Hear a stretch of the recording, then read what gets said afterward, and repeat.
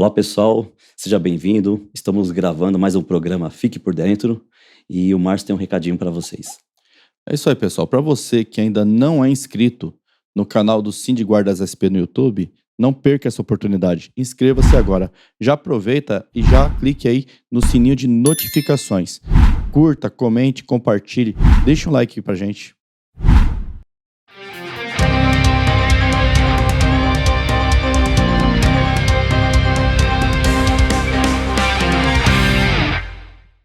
Márcio, nessa última segunda-feira, né, eu ia viajar com o Evandro para Brasília, né?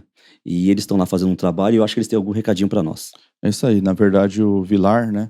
O Vilar foi escalado a substituir o Omar Arvado.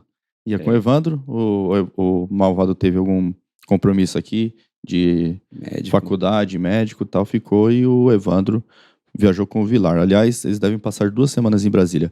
Mas acompanhe aí o recadinho que o Evandro e o Vilar vão passar para vocês direto de Brasília.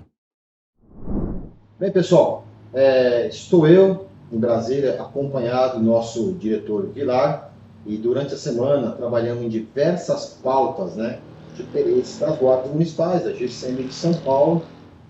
Foi um trabalho proveitoso, apesar de alguns resultados ainda estão próximos de serem alcançados, né, Vilar? Justamente. O trabalho aqui não é fácil, né, mano? Se fosse fácil, já estava tudo pronto, a guarda já estava lá no CAP 144, né? Quem acompanhou pelo YouTube da Câmara pôde ver lá que houve uma manobra por parte de policiais militares num dos projetos de lei que autoriza, no caso, autorizativo, né? É autorizativo. Autoriza, então, ao município, se ele quiser usar lá o termo polícia municipal, ele poderia usar, não teria problema, né? E aí esse coronel PM foi lá e pediu vistas a esse projeto de lei, ou seja, esse pedido de vistas é uma manobra regimental, legal, né? Que trava ali o andamento desse projeto de lei na Comissão de Segurança Pública, né, Evandro? O Vilar, foi o coronel, os coronéis, né? Sim. Aquele conhecido nosso Alberto Fraga, agora tem o coronel Ulisses, e o Jones Moura, o nosso deputado guarda municipal do Rio de Janeiro, ele teve a perspicácia de pedir logo em seguida, que ela pediu a vista individual. Sim. O que o Jones Moura fez? Eu quero vista coletiva. Por que isso, pessoal? A vista coletiva impede qualquer outro parlamentar, na próxima semana, ter essa vista individual de novo e vai protelando o processo legislativo.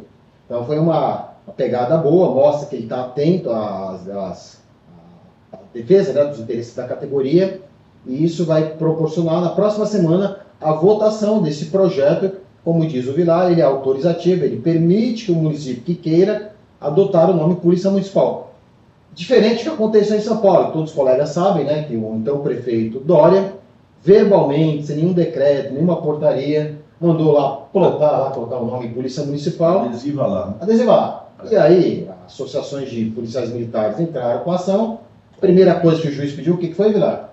Manda tirar. Então, não tinha legislação. Não tem amparo, né? Não tem amparo, não tinha um decreto, não tinha portaria, tinha uma fala do prefeito. Os órgãos governamentais só podem fazer aquilo que a lei manda, né? E aí o colega fala, poxa, mas isso não muda nada na nossa vida, tá? Fica aquela discussão. Pessoal, infelizmente, né, eu vou replicar a fala do Jones Moura, nós vivemos num país onde se é aquela determinada coisa, a gente tiver um nome específico, ninguém identifica, até brinco, né? Às vezes tem forma de melancia, cheiro de melancia, cor de melancia, mas se não tiver nome de melancia, para alguns é abacaxi. Exatamente. Então a gente precisa, né, para começar a construir essa garantia, né, junto à população, que a guarda é de fato polícia. Sim. Inclusive, Vilar, citando aqui, esse mês de julho agora, saiu o acórdão daquela ADI 5780, né, se eu tinha enganado. Sim, do trânsito. Né? 5786, né? Não lembro. A gente não lembra, mas vai aparecer na legenda. Que falava que queriam questionar a constitucionalidade da 13.022. E no acórdão, vai aparecer aqui na tela, o que ele diz, o resumo do acórdão aqui? Que a 13.022 é constitucional. De uma certa maneira, a Associação de Agentes de Trânsito até nos ajudou. Exatamente. Transformou uma ADI, que é a Ação Direta de Inconstitucionalidade, em uma ADC, que é uma Ação Declaratória de Constitucionalidade. O Supremo, por unanimidade, confirmou que a 13.022, tudo que está escrito lá, desde o artigo 1º até o último artigo lá, é constitucional. Ou seja, resumindo, a lei que já nos ampara, né, o nosso estatuto, né, podemos chamar da nossa lei orgânica. É a nossa lei orgânica. A nossa lei orgânica, e garantindo o poder de polícia de trânsito para a guarda, que é aquilo que foi questionado inicialmente, mas que tudo aquilo que está como atribuições das guardas municipais são constitucionais. Então, né, quando houver algum questionamento, né, no judiciário, está lá o acordo. Exatamente, esse acordo já o Ministério Público pode utilizá-lo para fazer garantir que o trabalho da guarda seja cumprido e que a pessoa que estava fora da lei vá cumprir sua pena, né? De novo, é um acordo onde decidiu de forma unânime, todos os ministros disseram, a 13.022 é constitucional. Até a Prefeitura de São Paulo atuou lá como parte no processo, né? Então é muito bom. Mas fora essa discussão desse projeto de lei de polícia municipal, nós também tratamos de outros assuntos, né? Sim. Tem um que está tramitando, que é um projeto de lei que trata da possibilidade, né, das polícias militares, instituições militares, fazer o treinamento dos guardas municipais. Né, isso é perigosíssimo, né? É do Sargento Portugal, de novo, é do Sargento Portugal, deputado federal, do Sargento Portugal, que faz parte da Comissão de Segurança Pública e apresentou esse projeto ruim, péssimo. Não tem nenhum guarda municipal dos 120 mil profissionais que entendem que isso aí é uma legislação boa para a categoria. Não é. E nós temos que rechaçar, né? Claro. Ou seja, a Lei 13.022 foi expressa ali, né? Nós podemos ter treinamento em academias de polícia, ou seja, na Polícia Rodoviária Federal, na Polícia Federal, na Polícia Civil. São polícias civis, como nós somos policiais civis, né? E veda taxativamente nas academias de polícia militar. Que aí é outro departamento, né? Não vamos entrar aqui no mérito de certo e errado, enfim, mas é outro departamento, é outra situação, né? E a gente, cada guarda sabe, né, o que acontece na sua guarda quando ela é comandada por um PM, principalmente os oficiais, né? Aquele entrave, aquele retrocesso que acontece na guarda, né? Compra de barco sem motor, aquelas tragédias todas, né, Evandro? Que a gente conhece muito bem. O relator desse projeto, né, felizmente, é o deputado federal pelo Estado de São Paulo, o delegado Belinsky. Sim. Já entramos em contato com ele, eu pessoalmente falei com o deputado, falei que nós somos contra esse projeto, ele como relator pode alterar o texto completamente. Ele pode fazer o relatório dizendo que rejeita, né? Rejeita essa proposta lá. Sim. E deixando bem claro, pontuado, que nós, como representantes dos guardas civis metropolitanos, nós rechaçamos, não apoiamos, é um retrocesso para a nossa categoria Guarda Civil, Guarda Municipal, Guarda Civil Metropolitano, ficar novamente sobre a proteção, né, tutela, né, digamos assim, exatamente, da Polícia Militar. E eu vou falar uma coisa para a sociedade, para os parlamentares, as guardas municipais, eu vou falar pela GCM de São Paulo, temos uma academia de formação em segurança urbana com profissionais de gabarito, ótimos instrutores, seja em tiro, em direito, e todas as matérias pertinentes à atividade de GCM, e não precisamos de policiais militares ensinando o beabá. Somos bem grandinhos para não ter a curatela de outra instituição. E pelo contrário, a nossa academia, ela colabora com outras guardas municipais da região ali, mas o pessoal de Mariporã, né, da região metropolitana, fizeram cursos lá, está disponível o comando da guarda, sempre fazer convênio com outro município e treinar o policial da outra cidade na Academia de Formação em Segurança Urbana, né? Agora, a Polícia Militar é como a gente fala, Polícia Militar não deputado, não. Lá no seu quadrado, né? Lá no seu quadrado. Evandro, outro assunto que eu acho que tem que abordar aqui é sobre a PEC 28, que é de 2022. Sim. Né? Que está lá no Senado, o relator Sérgio Moro. Né? Então, o Senado é um pouco mais difícil, né? O acesso ali, né? Então, nós caminhamos um pedido, né? De agenda? Então, essa PEC ela tem um problema, porque no texto que foi colocado lá, no primeiro momento parece bonitinho, Sim. que coloca a guarda lá no caput 144, é tudo que nós estamos buscando, né? Contudo, né, quem o escreveu lá, que são vários autores, né, são vários coautores, né, removeu as nossas atribuições. Então, lá no parágrafo 8º, eles reprisam, eles colocam lá que os municípios poderão constituir guardas municipais conforme dispuser a lei.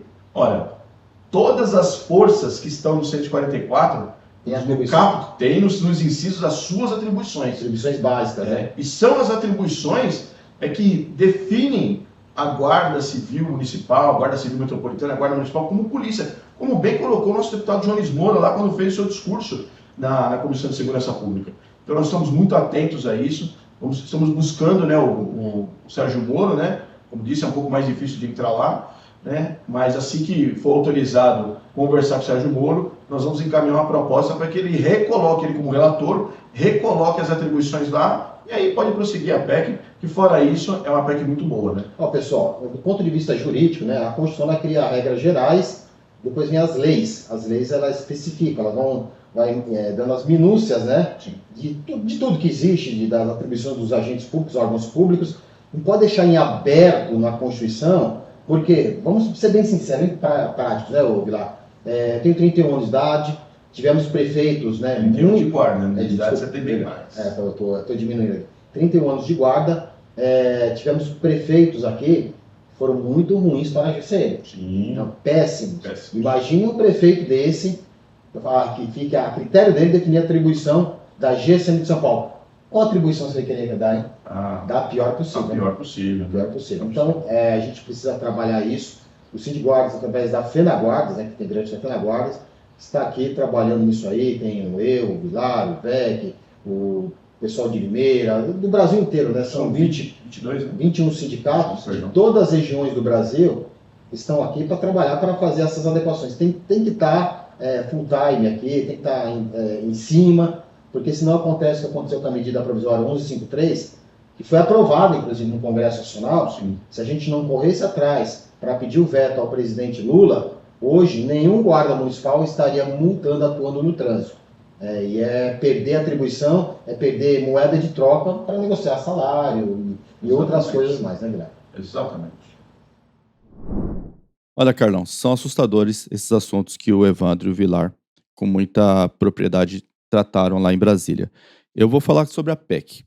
É bastante preocupante ter uma emenda constitucional que suprima as atribuições das guardas municipais. Certo. O ideal é que amplie as atribuições e não que suprima. Porque, veja bem, Carlão, como que funciona o princípio da legalidade para a administração pública?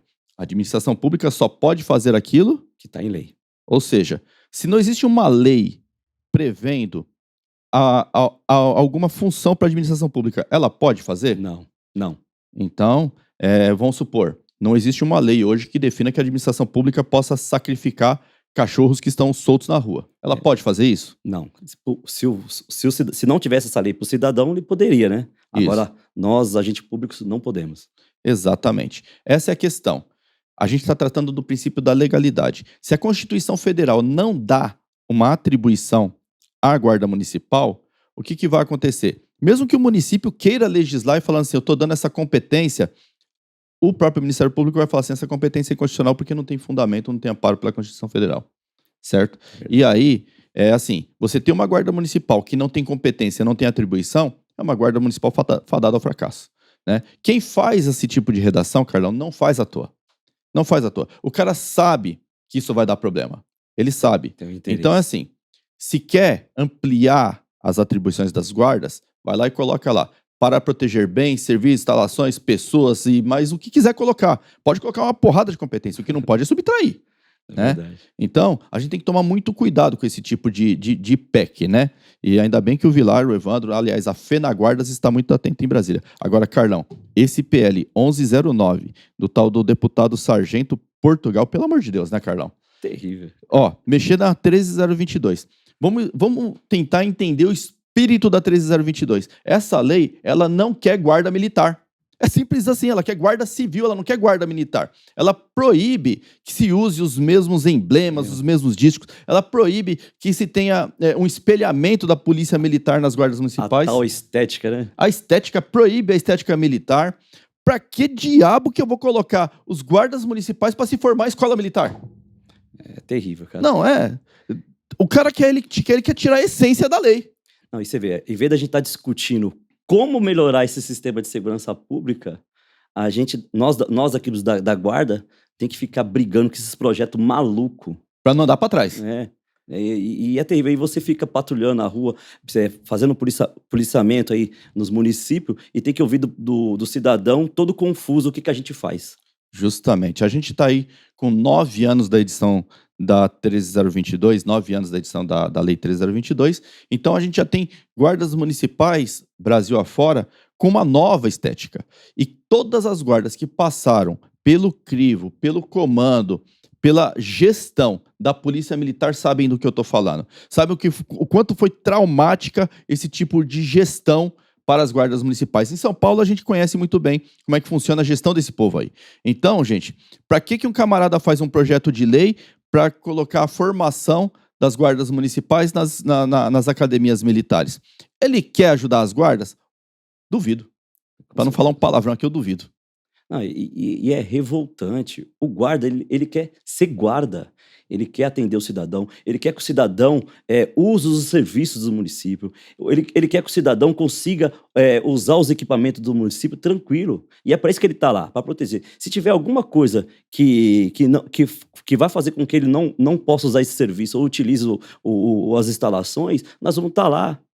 Sabe? A gente precisa ter os mesmos tratamentos das forças de segurança, mas a gente não precisa ser uma força de segurança que vem criando esse monopólio. É Justamente. absurdo isso daí. Carlão, as guardas municipais são polícias eminentemente cidadãs. Polícias Próximo eminentemente do cidadão. cidadãs. É um policiamento de excelência no que a gente fala de polícia comunitária. Né? O que eles querem fazer é tirar essa característica das guardas municipais, que é justamente a característica que identifica a guarda municipal como aquela polícia próxima, como você bem disse, ao cidadão. E ele, não sei se é ciúmes, não sei, se é má fé mesmo, mas o que eles querem é tirar essa característica das guardas municipais. Daqui a pouco ele apresenta um projeto de lei lá, subordinando as guardas municipais às polícias militares, né? Porque já está colocando aí na academia de formação deles, aí daqui a pouco fala assim, não, agora vai ser subordinada, né?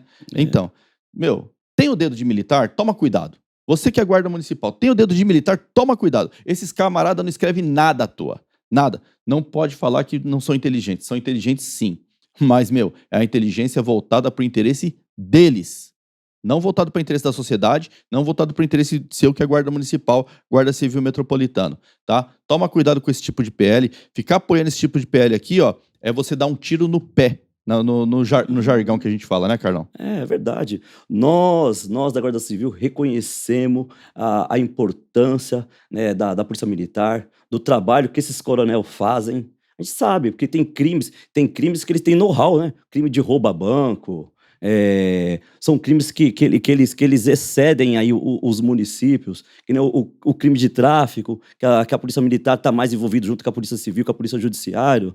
Tem crimes que realmente eles têm o know-how, mas nós da Guarda Civil, a gente quer continuar fazendo o nosso atendimento para o cidadão com O nosso know-how, com o nosso know-how, verdade. Né? Nosso know-how ali. com a nossa identidade, com a nossa característica, né? Aqui a gente não quer militarismo não, meu amigo. Daqui a pouco vai estar mandando prender o guarda por prisão civil, como existe na Polícia Militar, né? Nem sei se é prisão civil, prisão militar, né? Prisão administrativa, né? Que eles chamam lá. Pelo amor de Deus. Isso aqui a gente não quer, não. Ó, a lei já descartou em 2014, deixa como tá. Não mexe lá não, tá? Agora, não é porque a gente precisa dos equipamentos, né, que eles usam, que nós queremos ter uma atuação igual a deles. Nós precisamos dos equipamentos para, em algum caso, fazer um atendimento que requer o uso daquele equipamento. Mas nós queremos garantir que o cidadão use os nossos serviços, que use as nossas instalações, e nós queremos cuidar do nosso patrimônio mesmo. Justamente.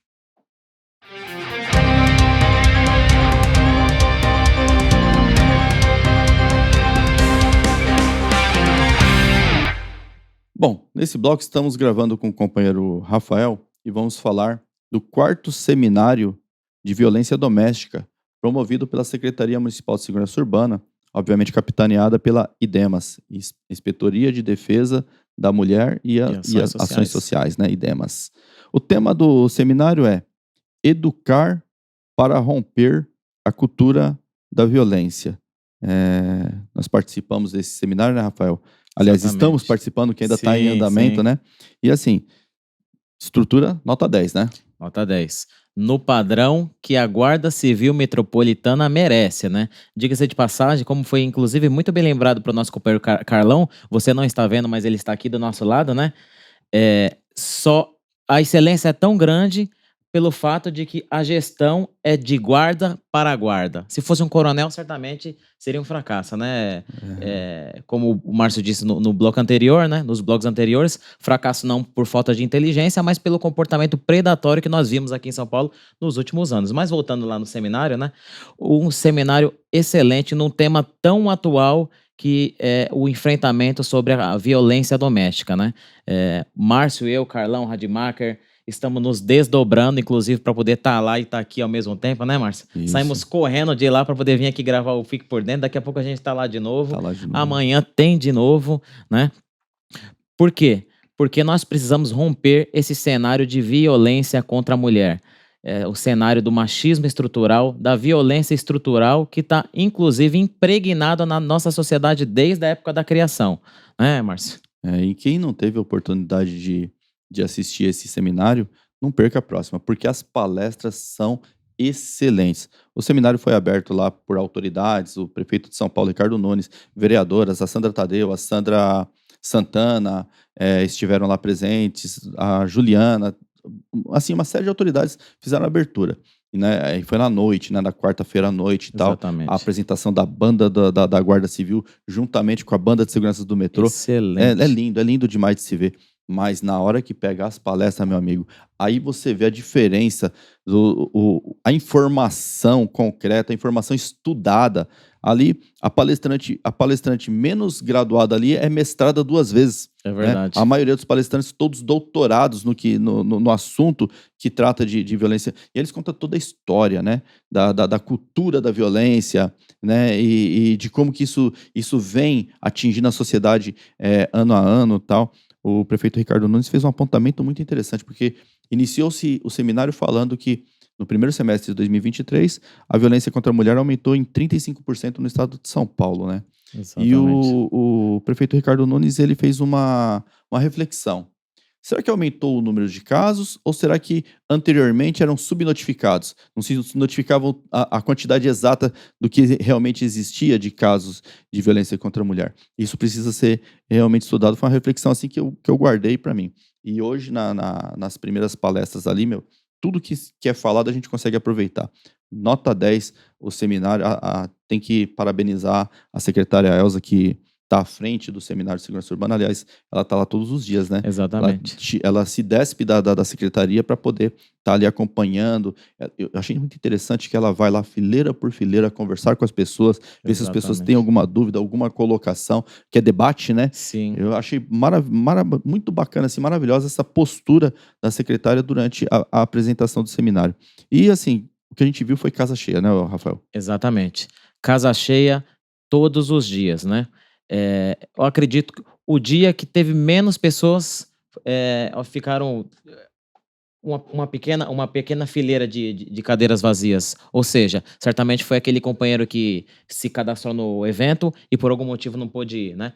Ou seja, casa cheia, casa lotada. Isso é um sucesso e nós temos que deixar, sim, né? O que ficou notório, a evolução da nossa secretária municipal de segurança urbana, Elza Paulina, tanto na figura política como na figura também como defensora dessa bandeira, né, que é a violência doméstica, que, como todas as mazelas da sociedade, ataca em especial as mulheres negras. Realmente, foi uma das palestrantes que falou justamente isso, né? Assim, falar de violência contra a mulher e falar de violência contra a mulher negra tem como fosse aquele joguinho de potenciação da matemática, né? Exatamente. Muito interessante.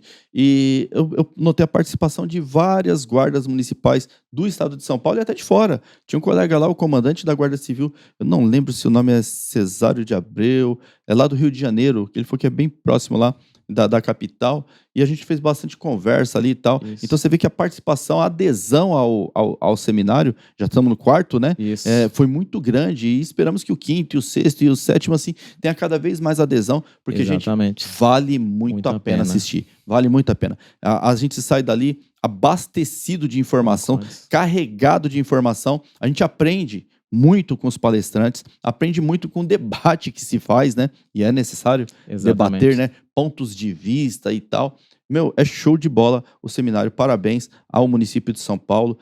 o seminário está ocorrendo no Memorial da América Latina, viu? Infelizmente não dá mais tempo de se inscrever, né, Rafael? Exatamente, Já não se dá encerrou, mais. né? E até porque são 159 municípios envolvidos, diversos estados, né? Certamente não teria como fazer essa inscrição repetindo de última hora. Até mesmo porque quando o programa vai pro ar, o seminário já Já acabou, acabou. né? A gente tá gravando o programa na quinta, ele vai pro ar no sábado e o seminário são quarta, quinta e sexta-feira. Sim. Então deixamos registrado aqui o 4º Seminário de Violência Doméstica, promovido pela SMSU, um evento de excelência do tamanho que é a Guarda Civil Metropolitana de São Paulo.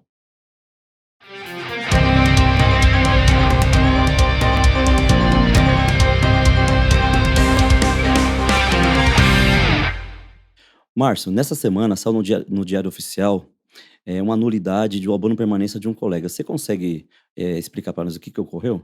Consigo sim, Carlão. Aliás, é um tema que a gente tem que tratar em um bloco específico, porque ele afeta muitos colegas, que são os colegas que pediram a aposentadoria ou o abono de permanência com fundamento naquela regra de aposentadoria para a pessoa com deficiência. São colegas que têm algum tipo de deficiência e usaram da regra para pedir ou aposentadoria ou o abono de permanência, né? Esse colega que publicou a nulidade, ele recebia um abono de permanência desde meados do ano passado por uma categoria de aposentadoria que é a de pessoa com deficiência, né? Qual que foi o problema? Quando concederam o abono de permanência para ele, o Carlão, lá em 2022, a Prefeitura de São Paulo, ela não seguia uma norma federal que trata das regras previdenciárias que foram instituídas pela Emenda 103. Essa regra federal é a portaria do MPT, Ministério da Previdência e Trabalho, 1467 de 2022. É uma portaria que ela é direcionada ao governo federal, aos governos estaduais e aos governos municipais. Ela é direcionada a todos esses entes, desde que tenha o regime próprio de previdência social. Então, ela regula o regime próprio de previdência social de todos os entes brasileiros que têm o RPPS, certo? E o que ela fala? Por que ela interferiu na vida do colega aqui em São Paulo? Ela coloca lá deixa eu ver aqui, ela está no anexo 5º da portaria, está bem, é uma portaria bem grande, viu? Mais de 200 páginas, ela está no anexo 5º, e deixa eu ver aqui o que ela fala aqui no anexo 5º. Esse colega está sendo assistido por nós? Sim, ele está aqui pelo nosso jurídico. Ela fala assim, segurados com deficiência dos entes federativos de que trata o artigo 1º serão aposentados voluntariamente desde cumprido o tempo mínimo de 10 anos de efetivo exercício no serviço público, 5 anos de efetivo exercício no cargo em que se dará aposentadoria, observadas as seguintes condições. Aí no inciso 1º, 25 anos de contribuição, se homem, e 20 se mulher, desde que o segurado tenha deficiência grave.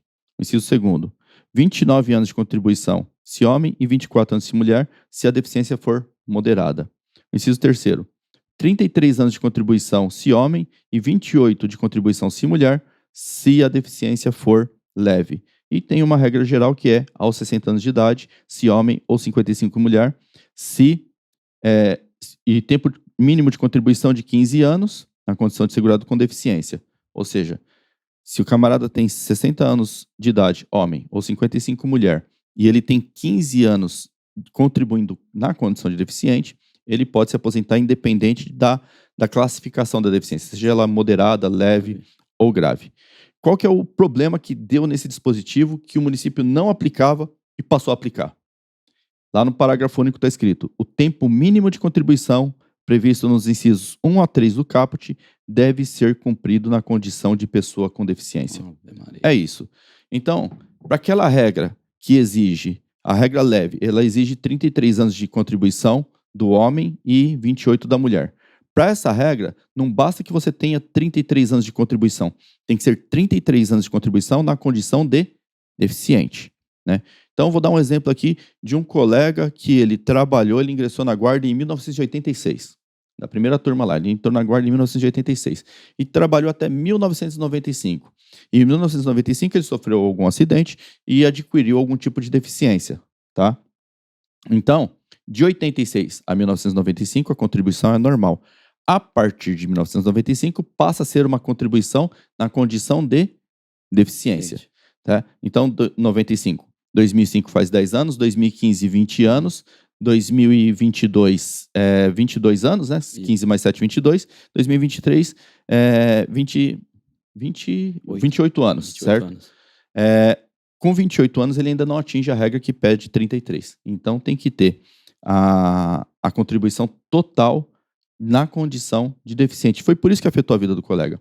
Porque, salvo engano, acho que a deficiência dele foi laudada, teve o laudo lá a partir de 2004. 2004 para 2024, vamos fazer 20 anos. Tem 19 ainda. Então, ele não atinge ainda lá o tempo mínimo lá que exige, que se for uma deficiência grave é 25 anos.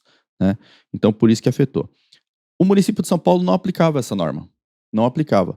Tanto que quando o colega fez o pedido, foi concedido a ele o abono de permanência e porque eles observavam o seguinte, tem mais de 33 anos de contribuição, não se verifica quanto tempo tem de contribuição na condição de deficiente, porque ele já atingiu lá os 33 anos de contribuição, que é o teto, né, para a regra. Só que, depois que publicou lá o pedido dele de abono de permanência por pessoa com deficiência, nós mesmos recomendamos às pessoas com deficiência que tenham laudo, que façam o pedido. Se tem lá a contribuição, tem o laudo, faça o pedido. E juntaram vários pedidos na DRH, a DRH sujeitou a gestão sujeitou a IPREM, e eles fizeram lá uma avaliação. Nessa avaliação, o que eles falaram? Falaram assim, olha, é aplicável a portaria MPT 1467 de 2022. Isso vai atrapalhar os pedidos dos colegas? Alguns sim, outros não. Porque tem colega que já tem a contribuição com deficiente há mais de 30 anos. Né? Sofreu um acidente lá no começo da carreira. Tem um colega, acho que é o Altair, não sei se ele está aposentado, viu? Mas o Altair sofreu um acidente de trabalho no começo da carreira, na década de 80 ainda. Acho que não tinha chegado nem em 1990. Teve um problema lá com um caminhão lá que perdeu o freio, alguma coisa assim. Então, ali ele adquiriu uma deficiência. É um caso que ele tem seguramente mais de 30 anos de contribuição na condição de pessoa com deficiência. Então, é um caso que a regra não vai atrapalhar ele vai conseguir fazer tanto o pedido de aposentadoria quanto de abono de permanência. E tem muitos outros colegas que estão na mesma condição. Então, eles vão conseguir ter deferidos aí tanto o pedido de abono de permanência ou o pedido de aposentadoria, conforme for o caso. Agora, aquele colega que tem 5 anos de deficiência, 10 anos de deficiência, não completou ainda o requisito, vai ser um pedido indeferido. Na prática, ele vai ter que devolver o dinheiro que ele recebeu da abono de permanência? Essa é uma boa pergunta, Carlão. Não tem que devolver.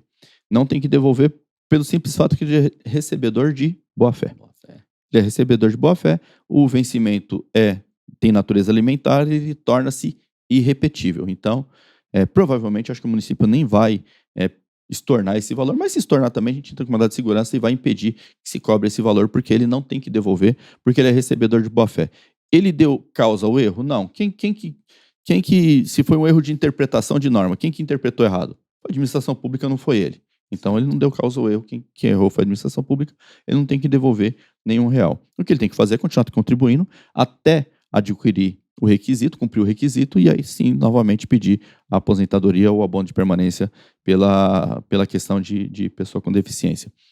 Nós estamos trazendo isso para você, por quê? Porque bastante gente procura o sindicato e fala assim, poxa, eu tenho a deficiência e tal, a gente fala, apresenta o laudo, apresenta o extrato de contribuição e tal, e faz o pedido. Com essa nova aplicação dessa nova portaria, a gente vai fazer simplesmente uma triagem. Olha, quanto tempo tem de contribuição com deficiência?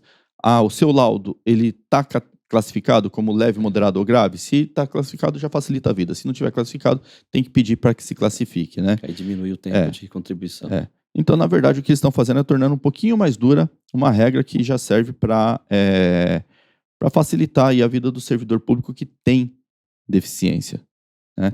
E aquele colega que já tem 60 anos de idade homem ou 55 anos de idade mulher, o tempo mínimo aqui, como eu li aqui, são 15 anos de contribuição na condição de pessoa com deficiência consegue se aposentar.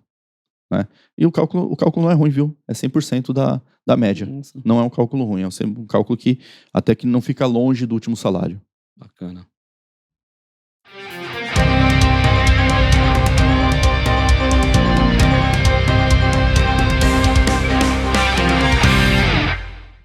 Márcio, essa semana eu fui questionado sobre o adicional noturno. E, se eu não me engano, em setembro, outubro do ano passado, nós oficiamos aí a secretaria. E você sabe dizer se teve alguma resposta? Justamente, Vilar. Primeiro, Vilar, ó, desculpa, Marvado. Primeiro vamos explicar o problema, né? No primeiro pagamento do subsídio, nós detectamos que o adicional, a gratificação pelo serviço noturno, estava sendo paga errada. O valor estava sendo É verdade. menor do que deveria ser, né? Simplesmente porque eles pegam lá o valor do subsídio, divide por 240 e multiplica pelo número de horas trabalhadas entre 22 e 6 horas da manhã. Entre 22 horas e 6 horas da manhã. Na CLT, a conta é feita assim: pega o valor do salário, divide por 220, que a conta básica da CLT é 220, e paga vezes as horas trabalhadas entre 22 e 5 da manhã. Lá não é 6, é 5 da manhã. Só que lá também paga no dia de folga, né? E aqui não paga no dia de folga e ainda divide por 240. Qual que é o cálculo correto? Pegar o subsídio, dividir por 180 e multiplicar pelo número de horas trabalhadas no intervalo entre 22 e 6. Esse é o cálculo correto. Nós oficiamos a gestão, oficiamos a Secretaria de Segurança Urbana lá em setembro, outubro do ano passado, apontando o erro. Rolou um SEI, aliás, rolaram 2 processos SEIs, e cada um deles lá tramitou, um pela SMS e outro pela gestão, chegaram lá numa minuta de decreto que resolveria o problema. Essa minuta de decreto está parada desde janeiro desse ano, né? Está parada na gestão. Para a gestão, né? Desde janeiro desse ano, a minuta de decreto, o decreto está lá minutado, ou seja, está pronto para ser assinado pelo prefeito, mas está parado. Me parece que a administração pública não está preocupada em resolver esse problema, e é um problema que atinge o bolso do trabalhador, né? Com certeza ela está parada ali, porque nós precisamos resolver outras coisas, como alternância de horário, né? A questão das horas complementares, que até agora não se tá fala mais nada. regularizado, né? Nós temos outros probleminhas que poderia estar sendo resolvido nesse decreto, né? A opção. A Lei 8989, lá nos seus finalzinho dela lá, cara, acho que esse artigo 189, 190 lá, ela trata de uma gratificação por serviço extraordinário. Ela dá para ser pago essa alternância de jornada justamente por essa gratificação de serviço extraordinário, mas realmente está parado, né?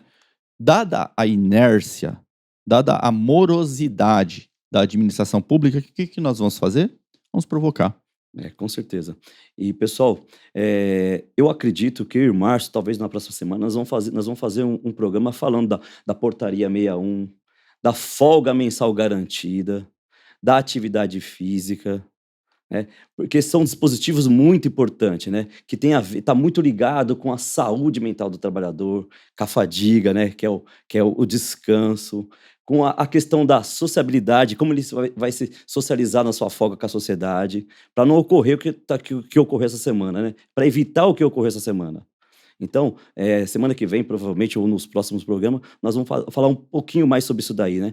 E também, dentro dessa discussão, está inclusa aquela escala de previsão mensal, que ela obriga o gestor a fazer minimamente um planejamento, né? Planejar o mês, a sua semana. Justamente. E sobre o serviço noturno, Carlão, como que a gente vai provocar a administração pública? Com ação judicial, tá? Com ação judicial. O que nós vamos fazer? A você, policial, que trabalha à noite, ou trabalha das 11 às 23, por exemplo, né? Que pega lá o horário das 22 às 23, que é de serviço noturno, ou você trabalha à noite das 18 às 6 ou das 19 às 7, a sua gratificação está sendo paga errada. O que você vai fazer? Você vai pedir na sua unidade cópia das FFIs de maio do ano passado até agora e vai pegar a cópia dos seus olerites de maio do ano passado até agora. Isso é suficiente para a gente fazer o cálculo, provar que o cálculo está sendo errado, que o cálculo feito pela administração pública está errado e ingressar com a ação. A ação é individual, porque a contagem é individual, né? Cada servidor trabalha lá uma carga horária, tem uns que pegam folga, outros pegam férias, outros pegam licença, então a carga horária não é a mesma, tem que ser uma ação individual, uma ação para cada servidor. E nós vamos ingressar com essa ação, fazendo pedido da correção do valor do serviço noturno. Se durante o trâmite da ação a administração pública resolveu o problema, editar o decreto e resolver o problema, a gente pede a desistência da ação sem problema nenhum e segue a vida. Agora, se continuar essa morosidade, continuar essa inércia da administração pública, a gente já vai ter aí pelo menos uma medida judicial visando resguardar o direito do trabalhador. A gente chega nesse ponto por quê? Porque oficia, cobra. Todas as reuniões com a SMSU, a gratificação de serviço noturno é pauta. Quando a gente tem a oportunidade de conversar com gestão, a gratificação de serviço noturno é pauta e ninguém dá resposta. Ninguém dá resposta. Dá a impressão assim, que eles não estão pouco se lixando para um problema que atinge o bolso do trabalhador, né, Carlão? É verdade.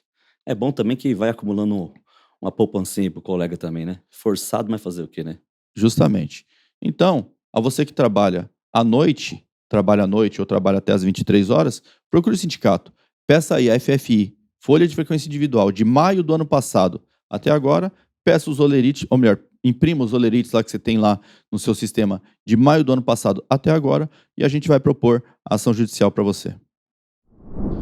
Bom, chegamos ao final de mais um programa Fique por Dentro, uma edição triste, lamentável, porque uma fatalidade que levou a vida de 2 companheiros, guardas municipais, a GCMF de São Paulo, a Juliana, o guarda civil de Guarulhos, o Tomás, né? Eram marido e esposa. As primeiras informações que chegaram foi que foi um homicídio seguido de suicídio, Sim, de verdade. né? O fato é que perdemos 2 amigos. Perdemos um colega de Guarulhos, perdemos uma colega aqui de São Paulo. Foi uma fatalidade. Então deixou um clima muito triste, muito pesado aqui. Até para a gravação do programa, vocês veem que a gente também está com um clima pesado aqui para gravar esse programa. Deixamos aqui nossa nota fúnebre e nossas homenagens ao Tomás de Guarulhos, à Juliana, a colega Juliana aqui de São Paulo, né? Nossos pesares à família de ambos os colegas, né? E a você que nos assistiu até agora, muito obrigado pela sua audiência. E o Carlão vai deixar o recado para vocês. Pessoal, antes de terminar o programa, eu quero lembrar aos colegas que se formaram que as blusas chegaram, né? Os colegas que estão com o cinturão, que faltando aquela régua também, já foi feita a aquisição. E também, se eu não me engano, também já foi providenciado um lote de armário. E você que está sem a blusa, fique tranquilo que o que nós conversamos lá no seminário com o IS da Suprão Previato e o subcomandante, e eles deu esse recado pra gente, tá bom? Pessoal, também não esqueça de curtir, de comentar e compartilhar. E acima de tudo, clica lá naquele sininho para que você receba aí o nosso programa na palma da mão.